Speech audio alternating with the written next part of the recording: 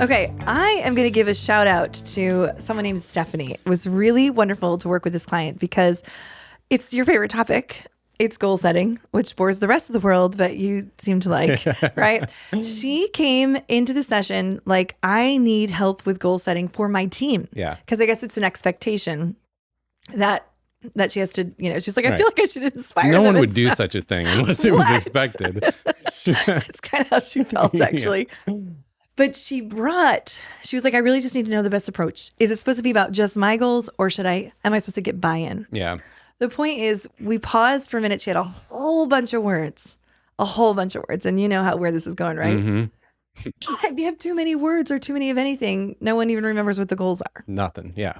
So the biggest takeaway for her was just that I asked her, what's the whole purpose of having goals? Yeah. And when I just asked her, what's the whole purpose of having goals?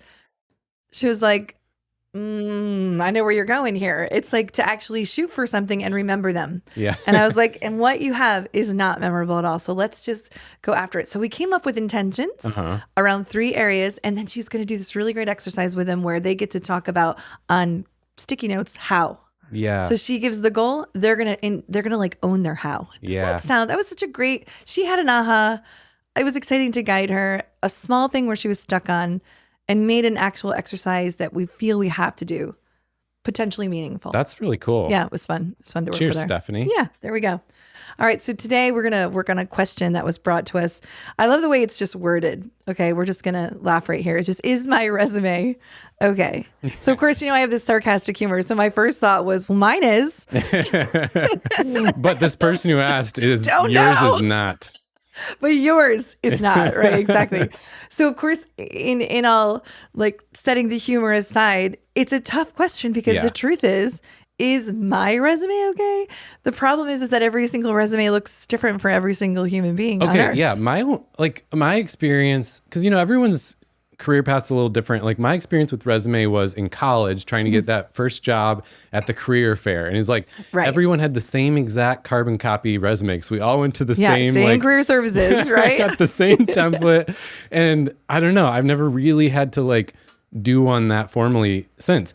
I've seen that a lot at Greenhouse. People will say either man, I haven't had a job search in a long time. I don't even know what's relevant now.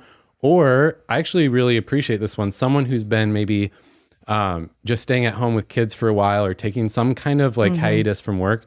And then they're like, so I don't know how to present myself coming back in to the workplace. And then also what's the current way of doing it. So it changes. Yeah, that's So it's a very broad question. It's a very broad question.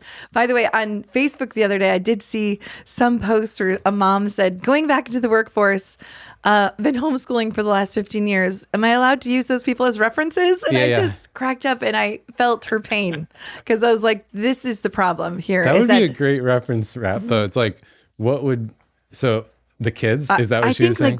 She's done co-op teaching. Oh, okay. I was for some reason picturing she was like, can my kids be my references? What they would write. Maybe the interview questions are, well, where do they go to college? Botched the snacks last night. Didn't let me watch enough screen time. So the angle that I decided to take, because, just like every time we get a question, we always want to ask the individual because we know that everybody's situation is different, right? Mm-hmm. So I decided I'm not going to tell them anything. Should I just pause right there and say goodbye? Just kidding. I'm not going to tell them anything that they could Google. Got it? Love it. You can Google what pieces need to go on a resume. So I'm going to give you the tricks. That's what I decided to do today.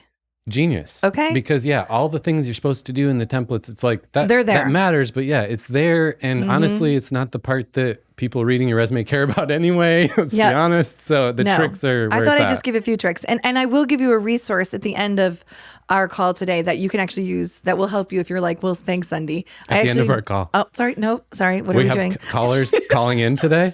Yes. We have some call-ins today.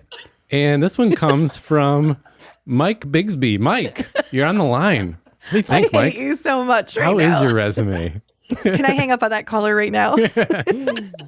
When we get done with our podcast, I'm definitely going to give a resource to them inside of Greenhouse because there are probably people listening who are like, the problem is that there's so much information out there. Yeah. I get a little confused. But the truth is, a lot of it is the same. Yep. So here's what I'm going to do. I think I'm going to talk. The first thought that came to mind was a mindset shift. The first perspective I want you to have about your resume is this.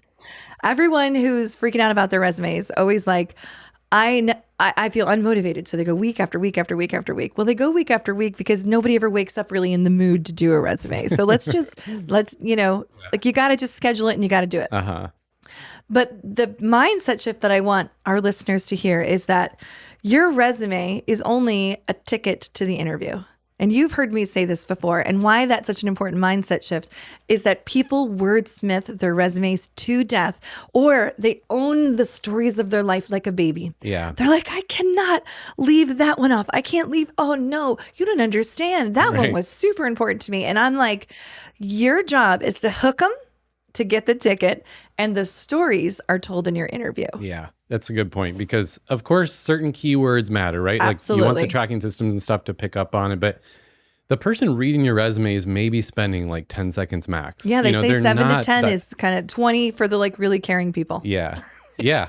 And that person may not even be at all related to the job itself. They're just an HR person or a, staff to do this part of the process. And I've even gone into an interview before, assuming that someone has read my resume, and they haven't even, literally, like a recruiter handed it to him 2 seconds before, and they again did that 7-second swoosh.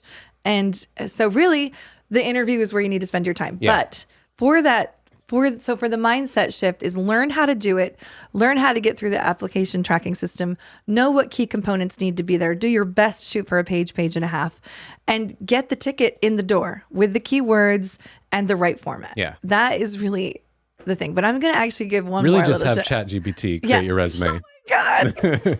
Because let's be honest. Resume writers, watch out, right? Yeah. They're just going to be able to talk. Oh yeah. I have a whole thing on that.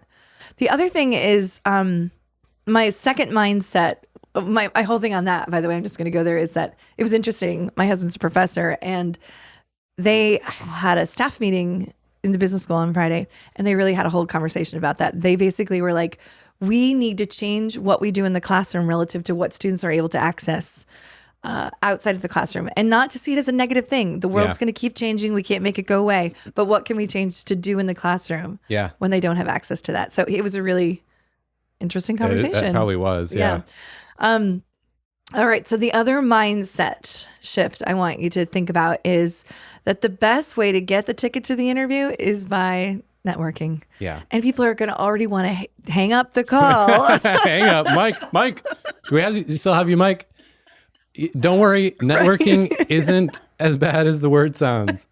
We're just talking about curious conversations. Does that help, Mike? Does it? Right. Right, let's just settle down. It's that the reframing has always helped me too, because networking conjures up all these images of like terrible events and skeezy people. It's time to network, right? Yeah, you just feel the reality cheesy. is it's conversations. It's the same thing you do with your friends when you meet up or grab a drink or something. It's like, it's just with intention and kind of aimed towards a certain goal. Yeah, and if that word scares you a little bit, we do have a podcast that we can put the number in where I actually talk about how to network, but I use the phrasing of how to have a curious conversation. But the reality is, well, actually, I'll just give you an example. I had a coaching session this week with someone who reached out with an emergency. I have an interview coming up. Super exciting, musical, creative interview coming up at Netflix. Really exciting. And I asked him if you're how, a musician. Oh my gosh, because like musicians, it's so exciting. I asked him, so how did you get this opportunity? Do you think it was by applying and handing his resume in? No, they get millions of resumes and applications. Yeah. It was by a conversation he had with someone who referred him and said, hey, I know this guy who does this well. Let's talk to him. And he got the first interview because of that. That's not, by the way, to discourage people. The job search is a balance between lots of clicking and sending and equally talking. You got to balance both, because I also have plenty of clients who have sent, clicked, and gotten an interview with absolutely no network. So it's a yes and, it's not but don't bank on it. Yeah. Don't bank on your resume getting found without trying the approach of having good conversations with people. And it's too easy to feel alone I know. and isolated when you're only doing the click and apply.